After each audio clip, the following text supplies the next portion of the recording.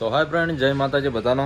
તો મિત્રો, ઘણા લોકોની એવી કોમેન્ટ હોય છે કે ફેસબુકમાંથી તો પૈસા આવે છે, બરાબર ને, મોનેટાઈઝ આપણું પ્રોફાઇલ અને જે બી પેજ હોય તો બધા લોકોની એવી બી કોમેન્ટ હોય છે કે ભાઈ ઇન્સ્ટાગ્રામમાં આટલા વધારે ફોલોવર હોય છે પણ ઇન્સ્ટાગ્રામમાંથી પૈસા આવી છે કે નહીં. તો આ ખાસ વિડીયો હું એમના માટે બનાવ્યો છે, તમને બધાને જણાવી દઉં કે ઇન્સ્ટાગ્રામમાંથી પૈસા આવી છે કે નથી આવતા. તો પહેલાં તો આ મારી જે વાયરલ રીલ થઈ હતી થોડા સમય પહેલાં એ તમે જોઈ લો, અને તેમાંથી શું પ્રોફિટ થયું છે અને કઈ રીતનું થયું છે એ પહેલાં જોઈ લો.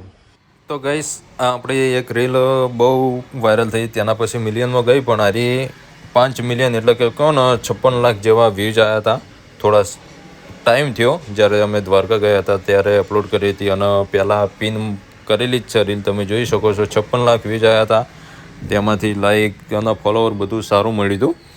અને એમાં પ્રોફિટની વાત કરીએ તો નીચે મોનેટાઇઝેશનનું છે, તેમાં તમે જોઈ શકો છો કે કેટલું આપણું પ્રોફિટ છે, અને પ્રોફિટમાં 0 જ છે.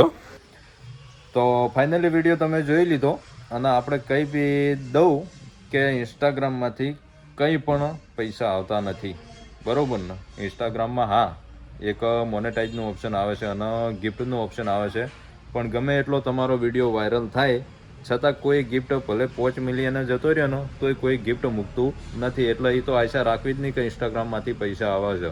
હા, એક થાય કે ઇન્સ્ટાગ્રામમાં તમે મહેનત કરો, સારા એવા ફોલોવર થઈ, તમારું નામ થાય, તો જે બી દુકાનની તમે પ્રમોશન કરો તે પ્રોફિટ ઇન્સ્ટાગ્રામનું જ કહેવાય, ત્યાંના પૈસા આવી. દુકાનનું પ્રમોશન કરો અને જે બી તમે લેતા હોય ચાર્જ એ તમારી પ્રોફિટ ઇન્સ્ટાગ્રામનું, એ તમારી કમાણી કહેવાય. બાકી બીજું કોઈ ઇન્સ્ટાગ્રામમાંથી એક બી રૂપિયો આવતો નથી.